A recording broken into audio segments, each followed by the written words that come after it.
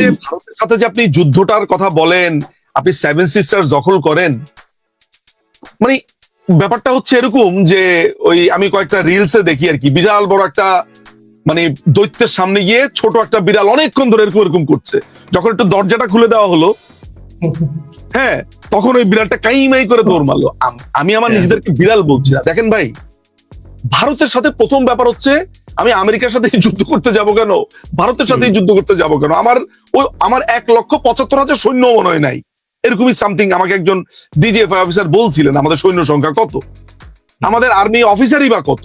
আর সবচেয়ে বড় ব্যাপার হচ্ছে যে আমরা যে ভারতের সেভেন সিস্টার দখল করব, যদি ভারত সিরিয়াসলি আমাদের এইসব কথাবার্তা সিরিয়াসলি নেয়, ওরা যদিও আমাদের এইসব কথাবার্তা শুনে হাসে, ওরা আমাদের কথা সিরিয়াসলি নিলে কি হবে আপনি একবার কল্পনা করতে পারেন? আপনি একদিকে ভারতের আধিপত্যের কথা বলেন, অন্যদিকে আপনি 50,000 টন চাল আনেন, ডিম আনেন, চিনি আনেন, আজকে পেঁয়াজ আসছে। লজ্জা, এই দেখেন দেখেন কি অবস্থা, লজ্জা শরমের একটা লিমিট। ওসমান হাদির মৃত্যুকে কেন্দ্র করে আমরা দেখলাম ভারত বিদ্বেষী যে একটা রাজনীতি বা ভারত বিদ্বেষী একটা ব্যবসা, যেটা সেই ব্যবসাটা খুব রমরমা ভাবে জমজমাট হয়ে গেল এই বিজনেসটা, ভারত বিদ্বেষী বিজনেস। এবং পরবর্তীতে হাদির খুনিরা ভারতে পালিয়ে গেছে, ভারত আশ্রয় দিচ্ছে, এসে খুন করে গেছে, এই ধরনের নানান আগদুম বাগদুম গল্প রূপকথা আমরা শুনলাম। তারপরে পুলিশ বাহিনী দুদিন আগেই বললো যে এই খুনিরা যে ভারতে গিয়েছে এরকম কোনো তথ্য আমাদের কাছে নেই কোথাও। অথচ পোষমারা মিডিয়াকে দিয়ে জামায়াত এতদিন যাবৎ প্রচার করলো এই রাস্তা দিয়ে গিয়েছে, পাইপের ভেতর দিয়ে গিয়েছে, অমুক জায়গায় বসে বসে চা খাচ্ছে কলকাতার। হ্যাঁ, তো এই আলাপগুলো আমরা শুনলাম। তো এই যে ভারত বিদ্বেষটা মাথাচাড়া দিল, আমি আপনার কাছে জানতে চাই যে হাদির মৃত্যুর কারণে কি ভারত বিদ্বেষটা বাড়লো, নাকি ভারত বিদ্বেষটাকে বাড়িয়ে তোলার জন্য হাদির মৃত্যুটা জরুরি ছিল? এটা না খুবই বুদ্ধিমানের মতো কোশ্চেন হয়েছে। আমি আপনাকে একটু আপনাকে কয়েকটা জিনিস দেখাই, পার্সপেক্টিভ দেখাই। আমাদেরকে মানে খুবই একটা শব্দে ট্যাগ করা হয়। রাসেল ভাই, কি শব্দে ট্যাগ করা হয় দেখি বলেন আপনি? ভারতের দালাল, সুরেচারের দোসর, ফ্যাসিস্ট, তাই না?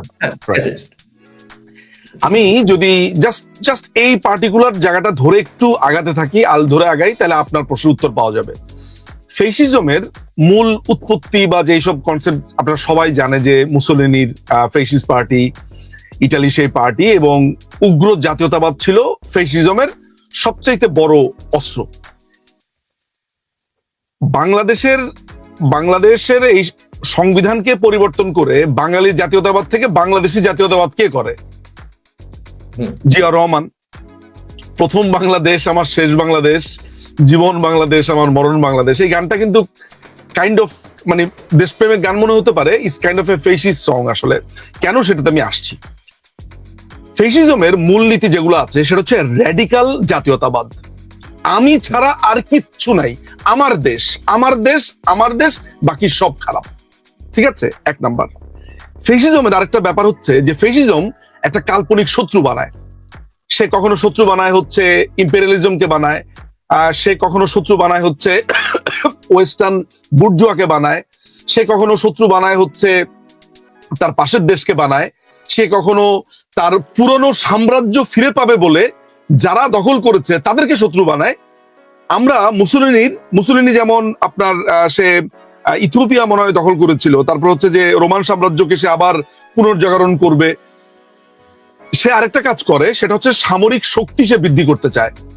এবং তার আরেকটা বৈশিষ্ট্য হচ্ছে সে একটা কাল্পনিক শত্রুকে কল্পনা করে সাধারণ মানুষকে এটা বোঝাতে চায় ও তোমার শত্রু। এটা হিটলারের মধ্যে ছিল, এটা মুসোলিনির মধ্যে ছিল। এই যে এখন আমি কথাগুলো বললাম, এই কথাগুলো নিজুম মজুমদারের কথা না। কোনো মানুষ খালি বললেই হবে, এখন গুগলে গিয়ে বললেই হবে ফেসিজমের মূল নীতিগুলো কি কি, তাহলে আমার কথাগুলোই বের হয়ে আসবে। এখন হিটলার কি করেছে? হিটলার বলেছে যে ইহুদিরা সমস্যার মূলে, তাদেরকে নিধন করো, মারো, এবং জার্মান এগিয়ে যাবে, জার্মানের উপরে কিছু নাই, জার্মান খালি দখল করবে। এই তো হিটলার করেছে। মুসোলিনি এক কাজ করেছে, সেও এরকম আফ্রিকান কান্ট্রি দখল করেছে, আশেপাশের দেশগুলোকে সে দখল করে জাতীয়তাবাদ করে ভয়ঙ্কর অবস্থা করে ফেলেছে। সে যেটা করে, সে মনে করে যে তার সবচাইতে বড় শত্রু হচ্ছে প্রেস। সে প্রেসকে দমানোর চেষ্টা করে। সে সে যেটা করে, সে আবার নতুন করে তার সৈন্য সামন্ত বাড়াতে থাকে, সামরিক শক্তি বৃদ্ধি করে, এবং তার সবচাইতে যে জরুরি জিনিসটা সেটা হচ্ছে সেটা কাল্পনিক শত্রু তৈরি করে। আমাদের দেশে যা কিছু হচ্ছে আপনি এগুলোর সাথে মিল পান। ভারত, কথায় কথায় কথায় কথায় ভারতের আধিপত্য, ভারতের আধিপত্য। মায়ের পেট থেকে পড়ার পরে শুধু বাংলাতে কাচ্ছি। এরপরে মানে 3 বছর বয়স থেকে ইংরেজি ছিল আমার সেকেন্ড ল্যাঙ্গুয়েজ। প্যান্ট পরেছি, শার্ট পরেছি, স্যুট পরেছি, মুভি দেখেছি ইংরেজিতে, ইংরেজিতে একটু ভুলভাল কথা বললে সেটা নিয়ে অপমানের কোনো অন্ত ছিল না। আমার বাবা আমাদের 5 জন শিক্ষক রেখেছে ইংরেজির উপরে, কেউ ক্রিয়েটিভ রাইটিং শিখাতেন, কেউ এটা শিখাতেন। এই যে যদি আধিপত্য হয় তাহলে তো এই দেশে হচ্ছে মার্কিন ইঙ্গো আধিপত্য। এই দেশের আমাদের দেশের ক্ষমতায় কে যাবে সেটা নির্ধারণ করে ইউরোপিয়ান ইউনিয়ন, সেটা নির্ধারণ করে আমেরিকা। আমাদের দেশের ব্যবসা সমস্ত কিছু আরএমজি ইন্ডাস্ট্রি, রেডিমেড গার্মেন্ট যে আছে, আরএমজি সমস্ত কিছু যায় হচ্ছে ইউরোপে। ওই টাকা পয়সা আমাদের যে বৈদেশিক মুদ্রার রিজার্ভ সেটা থাকে আমেরিকার ফেডারেল ব্যাংকে। আমাদের রাজনীতি, অর্থনীতি, সমাজনীতি, আমাদের দেশের মুক্তিযুদ্ধ, এগুলো সমস্ত কিছু নির্ভর করেছিল পশ্চিমারা কি মুভ নিবে সেটার উপরে। তো চোখের সামনে যখন আমি রিয়েল আধিপত্য দেখতে পাচ্ছি, আমি কেন আমেরিকাকে কোনোদিন বলি না যে আমেরিকার আধিপত্যবাদের বিরুদ্ধে কেন একমাত্র ওই বামপন্থীরা ছাড়া কেউ কথা বলতে শুনি না কেন? কো কো কো করে কথা বলে। তারাও আবার যদিও মস্কো বা আপনার চায়নাতে বেশি হলে এখানে ছাতা ধরে।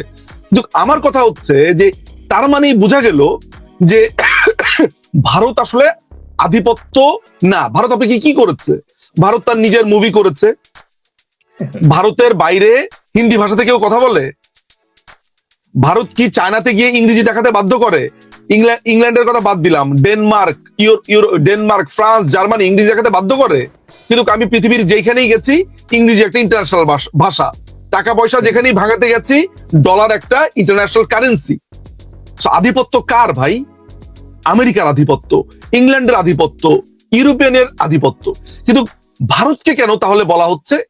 এই কারণে বলা হচ্ছে যে বাংলাদেশে এই যে ইসলামাইজেশন, মানে ফলস ইসলামাইজেশন, আমার দেশের 95% হচ্ছে মুসলিম। আমি ধরেন আমার ডাটাতে এদিক সেদিক যদিও হয় 90%-এর নিচে তো হবে না। আচ্ছা, আমার মা মুসলিম, চাচি মুসলিম, দাদি মুসলিম, নানি মুসলিম, সব মুসলিম, আশেপাশে যা দেখি মুসলিম। এই দেশে সবাই মুসলিম, এখানে ইসলাম কায়েম করার কি আছে ভাই? তাহলে ইসলাম কায়েম করতে চায় কেন? এর কারণ হলো পৃথিবীতে যদি আজকে ঘোষণা দেওয়া হয় যে সমস্ত সাপ মরে গেছে, সাপুরে খেলা দেখাবে কি নিয়ে? তখন তাকে দড়ি দিয়ে খেলা দেখাতে হবে।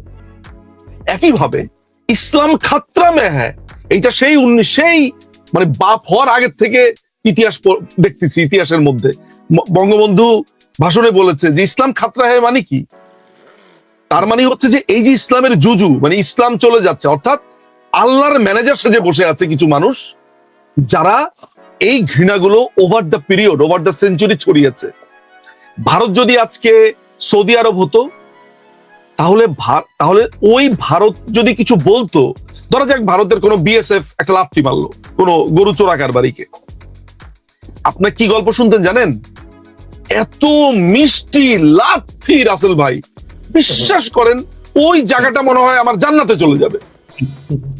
সৌদি আরবের একজনকে বলতে শুনেছি যে নবীর দেশের লোকেরা তোমাকে নির্যাতন করেছে, একটু এটা নিয়ে এত বিচার দেওয়ার কি আছে?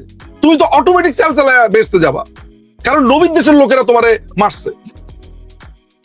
শোনেন ভাই, আমার এই কথাগুলো ফান মনে হতে পারে, সার্কাজম মনে হতে পারে, this is the reality, not Indian আধিপত্য, এটা হিন্দু বিদ্বেষ। বাংলাদেশে ভারতের সাথে আমি ন্যায্যতার কথা বলি। আজকে 1.5 বছর হয়ে গেছে, আমাকে আপনি একটা অন্যায্য ক্লজ দেখিয়ে যদি বলতেন দিস ইজ দ্য অন্যায্য ক্লজ, উত্তর দেন ভাই, আমি আপনার সাথে সেটা নিয়ে তর্ক করতাম। আমি জীবনেও জানতাম না সীমান্তে কি হয় যদি না 5ই অগাস্ট হতো। আমার অনেক পরিচিত অপরিচিত মানুষের সাথে আমি কথা বলেছি, ভারতের বিভিন্ন রাজনৈতিক দল, বিজেপি বলেন, কংগ্রেস বলেন, তৃণমূল কংগ্রেস বলেন, ছোট ছোট আরো অন্যান্য দল আছে, সংগঠন আছে, আমার প্রচুর বন্ধু বান্ধব কলকাতা জুড়ে, দিল্লি জুড়ে, চেন্নাই জুড়ে। আমি তাদের সাথে ব্যক্তিগতভাবে কথা বলেছি, বিশেষ করে আমার কলকাতার বন্ধুরা যারা আছে, ত্রিপুরা এবং আগরতলা, সেখানে আমি জেনেছি যে সীমান্তে এই যে মানুষ মারা যাওয়ার গল্পগুলো শুনি, সেগুলো কেমন। আমি যখন শুনেছি যে সীমান্ত থেকে ভারতে, মানে বাংলাদেশ থেকে ভারতে যেভাবে আসে, মানে আমার হিসাবে, বিলিভ মি, জানি না কে কিভাবে নিবে, যদি বিএসএফ আসলেই মারে বা বাংলাদেশের বিডিআর আসলেই মারে, তাহলে দুই পক্ষই প্রতিদিন 50 জন করে মারতে পারে। আমার মনে হয় দুই পক্ষই ছাড় দেয়। আমার মনে হয় ভারত থেকেও কিন্তু অনেক লোক, ওই যে চোরা কারবারিরা যেরকম চোরা কারবারি করে, বাংলাদেশ থেকেও করে। হ্যাঁ, এর মধ্যে অনেকগুলো হৃদয় বিদারক ঘটনা ঘটেছে। অস্ত্র থাকলেই আর চোরা কারবারি হলেই যে জান নিবেন তাও তো না। সেটাও যে এটাকে হালালকরণ প্রক্রিয়াও আমি করার চেষ্টা করি না, কারণ চোরা কারবারি যদি হয় তাহলে তার জন্য তো আইন বানিয়ে রাখা হয়েছে। তার জন্য তো এটা না যে আমি তাকে বর্ডারে মারবো। সেগুলো খুবই নীতি নৈতিকতার আলাপ। কিন্তু আপনি শুধুমাত্র